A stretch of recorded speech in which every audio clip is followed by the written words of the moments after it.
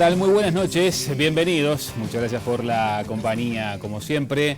En el programa de hoy vamos a conversar dentro de algunos minutitos nada más con el secretario general del sindicato del INAU. ¿Qué está pasando? ¿Cuál es la situación al día de hoy con los funcionarios que fueron procesados con prisión? Ya están recuperando la mayoría la libertad, o por lo menos con prisión domiciliaria, pero más allá de eso, ¿cómo es el panorama hoy en los diferentes centros de reclusión del CIRPA después de las determinaciones adoptadas por las autoridades? Eso vendrá enseguidita la conversación con Carlos Salaverry.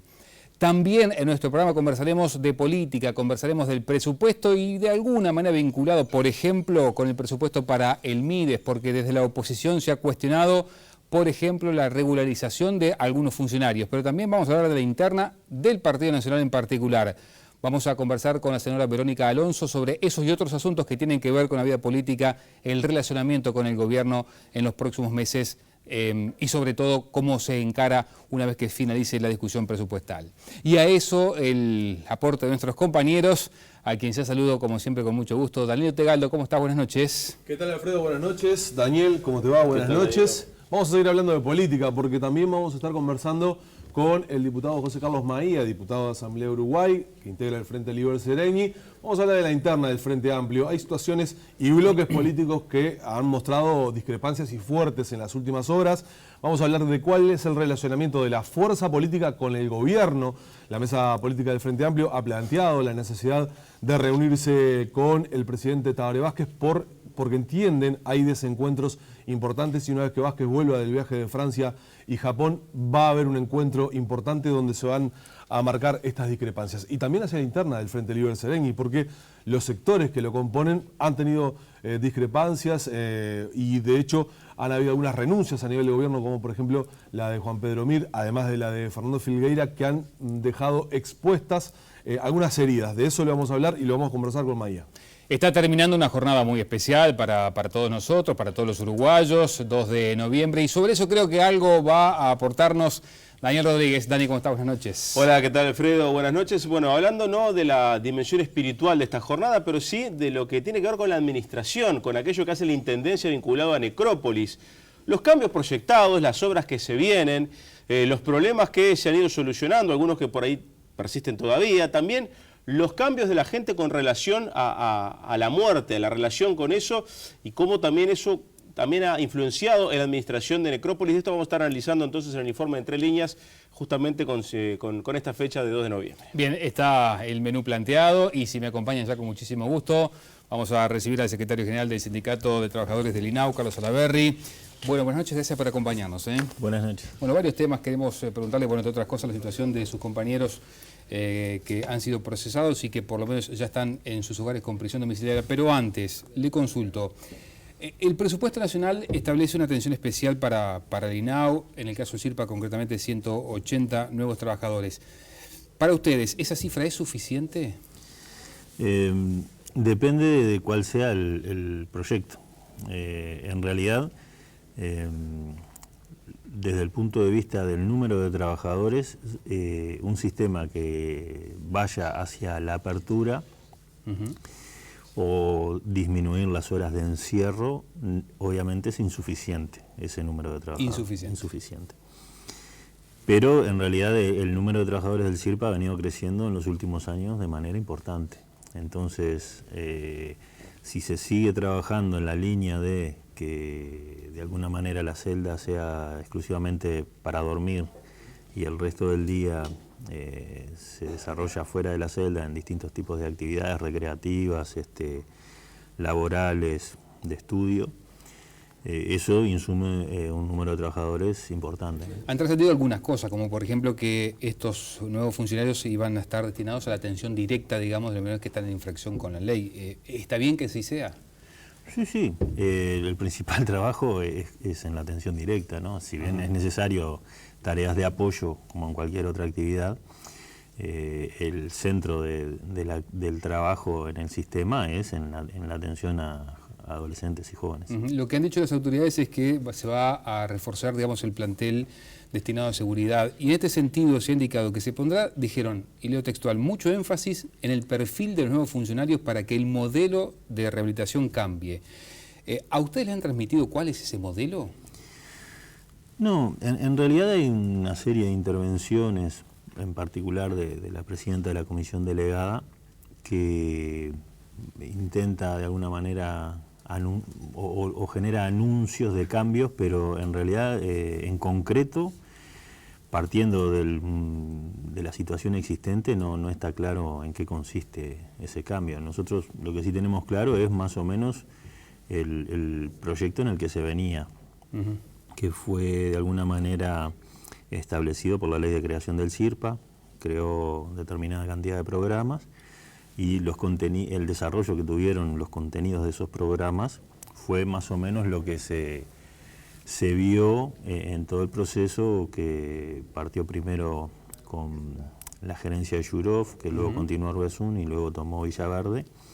Todo ese proceso pasó de una situación de descontrol en el sistema, con más de 1.000 fugas por año, a batir el número de fugas y a desarrollar programas como el de apoyo al egreso, que tuvo muchos convenios con empresas y con sindicatos, que establece, digamos, un proceso paulatino de salida de los jóvenes que ingresan al sistema. ¿Y hoy por hoy no está claro eso? De las distintas intervenciones de la presidenta de la comisión delegada no se puede deducir de cuál va a ser la suerte de esos programas. Inclusive se hizo pública una nota firmada por prácticamente la totalidad de los mandos medios del sistema, directores de programas, directores de centro, directores de los equipos técnicos, precisamente cuestionando la falta de rumbo y de que no se tiene en cuenta la experiencia acumulada en todos esos equipos, ¿no? Para ustedes está claro que, o mejor dicho, ustedes consideran que la administración de Fulco no tiene un rumbo claro con lo que se quiere hacer con los menores que están alojados en el CIRPA. Es errática. Nosotros, por ponerle un ejemplo, nosotros estuvimos trabajando luego de que se decretó la esencialidad en un protocolo para el uso de la fuerza, sí, y llegamos a un preacuerdo, lo suscribimos las dos partes, y simultáneamente la administración pone en funcionamiento un grupo de seguridad con elementos que no están previstos en el protocolo acordado. Por ejemplo, ¿qué tipo de elementos? Se interviene con escudos, también se usa casco y chaleco de protección, que eso nosotros no lo objetamos porque son elementos de protección, pero en el caso del escudo puede servir para la defensa, pero también puede ser un elemento ofensivo y no está regulado. Es decir, terminamos de llegar a un acuerdo acerca de cómo se procede en el uso de la fuerza, pero paralelamente la administración implementa otras formas de intervención. Pero es un grupo especial, un grupo de élite, digamos, de funcionarios que tienen determinadas características. Se está construyendo, está en construcción, pero lo que yo quiero señalar es que si estamos acordando los procedimientos para el uso de la fuerza, o incorporamos las formas que la administración le interesa desarrollar esa actividad, o no la hacemos, pero acordar una cosa y implementar otra es un poco la tónica, como con tantas otras cuestiones que se hicieron públicas, es decir, suspender las licencias y rehabilitarlas en cuestión de 15 días, bajar el número de horas extras y luego aumentarlas en un plazo de 20 días. Es decir, son un montón de señales que reflejan de que no hay una línea de conducción clara de a dónde se pretende arribar. Hay una gran improvisación. Bien, ¿sigue siendo alta la cantidad de funcionarios certificados? Sí. Pero no es superior a la media histórica del sistema. ¿Aproximadamente cuántos son? Y siempre anda entre un 15-20% de la plantilla. Bien. Lo que puede ocurrir es, y ha ocurrido frecuentemente, es que se agudizan en los servicios en que hay situaciones de descontrol como las que se viven en el Centro SER, en CEPRILI, en el CIED. Ahí el número de licencias médicas se incrementa, pero también cuando esas situaciones conflictivas ocurrían en otros servicios, ocurría lo mismo, es decir, desde nuestro punto de vista no es que estemos en presencia de una situación anormal desde ese punto de vista. Yo le voy a preguntar algo que seguramente la gente se puede también cuestionar, en el sentido de que hasta hace no mucho, digamos que las noticias sobre motines o intentos de fugas o fugas como que no formaban parte prácticamente de la grilla de los informativos, pero después de los episodios de Seprili como que cada tanto aparecen. ¿Por qué volvió a ser moneda corriente o los intentos de fuga o los motines en los centros del INAU? En primer lugar, nosotros queremos establecer una aclaración sobre eso.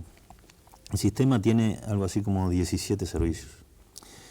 Y esto que sí, es verdad, se había erradicado de los noticieros el tema de las fugas, los motines, las agresiones a los trabajadores.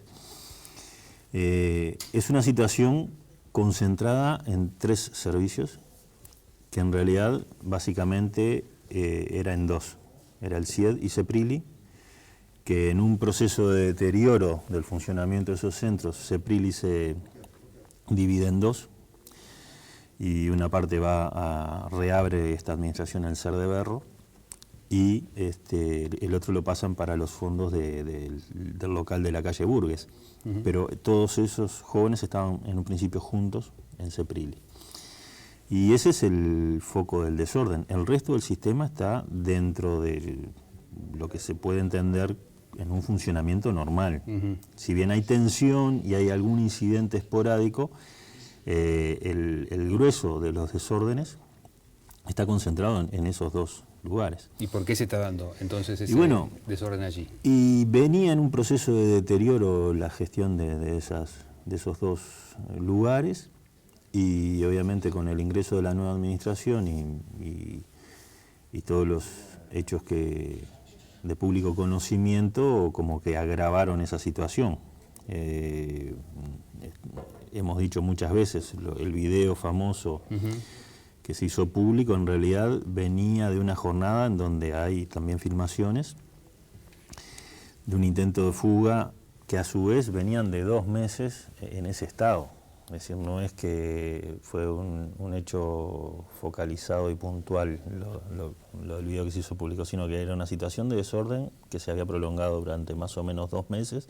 En realidad precede a la asunción de las nuevas autoridades, pero obviamente con la determinación que tomó la presidenta de la comisión delegada, agravó los hechos. Y eso no lo decimos nosotros, lo dicen sus excompañeros de comisión delegada, tanto Belomo como Noya, que renunciaron, que es precisamente un estilo de confrontación que, lejos de encauzar la situación a una mejora de la gestión, la han agravado, ¿no?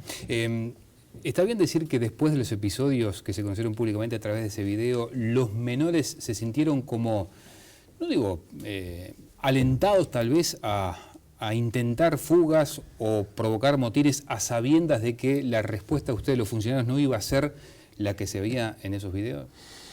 Es claro de que la actitud de los adolescentes y los jóvenes en estos servicios, los episodios de los procesamientos los envalentonaron, sin duda.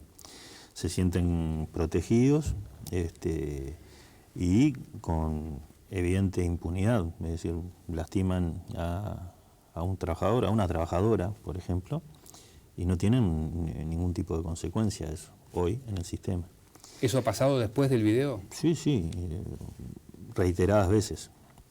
Tenemos muchas trabajadoras y trabajadores agredidos con lesiones importantes, internados en el Banco de Seguros, luego de esos episodios. ¿Y se hizo la denuncia correspondiente? Sí, se hace la denuncia, pero no hay ningún tipo de consecuencia disciplinaria para estos jóvenes.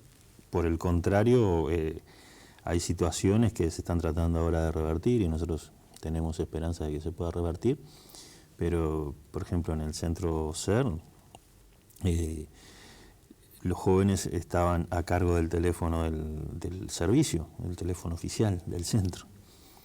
¿Y por se qué dio pasa una eso? situación jocosa, pero que en realidad es trágica.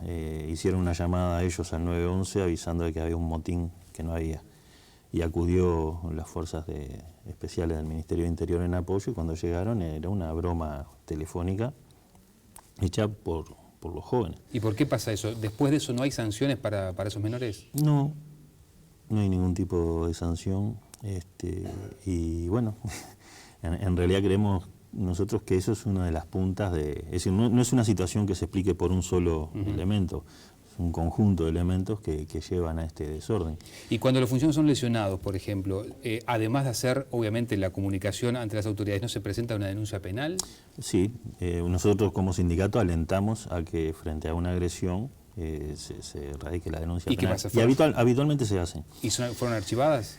No, esos se tramitan, pero el tema es que para el Poder Judicial, digamos, la gravedad de la falta, se prioriza la falta más grave. Entonces, frente a una rapiña, una agresión es menor. Entonces, se mantiene, digamos, la causa por el lado de la rapiña y no se toma muy en cuenta, aunque a veces puede sumarle alguna situación, pero básicamente ese es el criterio que se sigue. De los 16 funcionarios que fueron procesados con prisión por las torturas allí en el CEPRIL, ¿cuántos ya están en prisión domiciliaria? En realidad fueron 17 procesados, privados de libertad. Procesados fueron 26. Sí, con prisión 17. 17 con prisión. De los 17 ya hay, antes de llegar al segundo mes, un compañero obtuvo la libertad condicional. Y el día viernes tuvimos la buena noticia de que el juez hizo lugar al pedido de prisión domiciliaria. Están con arresto domiciliario por 90 días, 14. En realidad en la cárcel quedan 2 trabajadores. Que son tal vez los que aparecen más involucrados. Suponemos que es el criterio que está siguiendo el juez, es decir, dentro de que no fue el que tuvo a la hora del procesamiento. A la hora del procesamiento no pesaba tanto el acto individual de los trabajadores, porque había trabajadores que está escrito en el auto de procesamiento y en el pedido de la fiscal, fueron procesados por tortura por tener una mirada intimidante. No tocaron a nadie, pero una mirada intimidante, bueno, estaban presos por tortura. Creemos nosotros que se siguió quienes en este caso tenían algún hecho verificable en el video diferenciado del resto, porque el resto entró dentro de una lógica que nosotros no compartimos, que es la de la voluntad colectiva de un grupo que interviene para darle un trato inhumano, cruel y degradante a los jóvenes. Ese fue el motivo del procesamiento con prisión, del procesamiento en general y de prisión en particular, no tanto que hubiera hecho o dejado de hacer cada uno. Por eso es una exageración desde nuestro punto de vista. Entendemos que las situaciones que están quedando en prisión seguramente corresponde a la evaluación que hace el juez, que son las situaciones que puedan entenderse más irregulares, ¿no? Trascendió, y esto fue público, que una vez que se conoce el procesamiento y el procesamiento con prisión de varios de los funcionarios, la actitud de los menores para con ustedes cambió, se sentían, digamos, con otro respaldo. Pero yo le quiero preguntar, desde el punto de vista de la reacción de la sociedad, ustedes como sindicato, ¿qué lograron percibir desde que se dieron esos hechos hasta ahora? Y en realidad sería interesante para un estudio. El procesamiento está precedido de una campaña de prácticamente un mes de linchamiento del presidente de nuestro sindicato, de José López. Se pronunciaron organizaciones que uno no sabe ni que existían sobre eso. Creo que no hay antecedentes de una necesidad de determinados sectores de condenar la actitud de José, etcétera, etcétera. Pero se da el tema del procesamiento y se invierte la situación. Y de ser una situación en la que los trabajadores del INAU estaban muy cuestionados, desde nuestro punto de vista, para la inmensa mayoría de la población, lo percibió como una medida exagerada de la justicia. Y desde ese momento hasta ahora lo que recibimos generalmente es respaldo y solidaridad del hombre común de la calle y de las vecinas. Cuando nos reconocen en distintas instancias, nos paran para brindarnos respaldo y apoyo. Es un fenómeno interesante. ¿Usted es de los que cree que hay organizaciones como esta que acaba de mencionar, que aparecieron y que no se sabía de su conocimiento, que de alguna manera lucran con la defensa de los menores? En realidad, ¿cómo decirlo? el tema global de la seguridad es un negocio en el mundo, y el de los adolescentes en conflicto con la ley en particular también. Hay una clara relación, y ha habido una investigación periodística publicada, cuando arrecian las críticas sobre la gestión de la comisión delegada anterior, presidida por Villaverde, coincide con un proceso de la administración de ajuste en las asociaciones civiles que tenían convenio con el CIRPA para brindar distintos tipos de prestaciones dentro y fuera del sistema. Seguimiento, talleres vinculados a la formación, a la cultura, a la recreación, etcétera, etcétera. El CIRPA pagaba por determinado tipo de prestaciones y empezaba a verificar que en muchos casos no ocurría y empezó a exigir que se cumpliera. Y ese proceso de ajuste, digamos, de los convenios, casualmente coincidió en el tiempo con el inicio de una campaña intensa y prolongada en el tiempo de denuncias que en aquel momento se concentraban en un lugar nomás, pero que luego continuó, ¿no? Casualmente, entonces, en el tiempo caen convenios y aparecen las denuncias contra el sindicato. No contra el sindicato en particular, en aquel momento era contra la comisión delegada del CIRPA, pero en realidad no se hacen muchas distinciones, y es más, hay acusaciones concretas y una denuncia que establecen como que hay una colusión entre el sindicato y la anterior administración, y como que el resultado de Cero Fuga era resultado de un pacto y cosas por el estilo, ¿no? Pero que no tienen ningún fundamento, porque eso no se puede garantizar de ninguna manera. La política que derivó en que no hubiera fugas es la que yo describí en un principio, ¿no? Bien, le hago la última porque repasaba algunos comentarios que hizo, ¿no? Ya el ex director de la comisión, él decía que con la designación de Eduardo Katz en el directorio, la institución va a seguir apuntando a la represión. ¿Ustedes están convencidos que pasa por ahí también? Nosotros entendemos que... Más allá de lo que dijo al principio, que no había rumbo.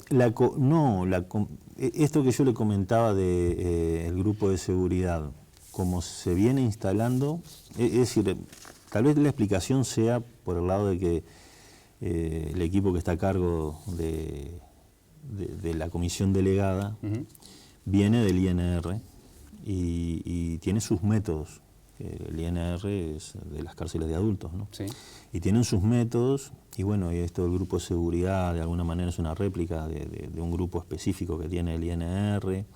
De hecho, quienes lo forman vienen de la escuela de formación del INR, entonces de alguna manera sí coincidimos de que los componentes de la comisión delegada, con la salida de Belomo y Noya, se refuerza el enfoque que se trae desde el Ministerio del Interior, ¿no? Bien. Salaverry, gracias por acompañarnos. Gracias a ustedes. Amigos, hacemos la primera pausa. Después vamos a conversar con la senadora Verónica Alonso del Partido Nacional sobre la interna y también sobre el relacionamiento con el gobierno. Ya venimos.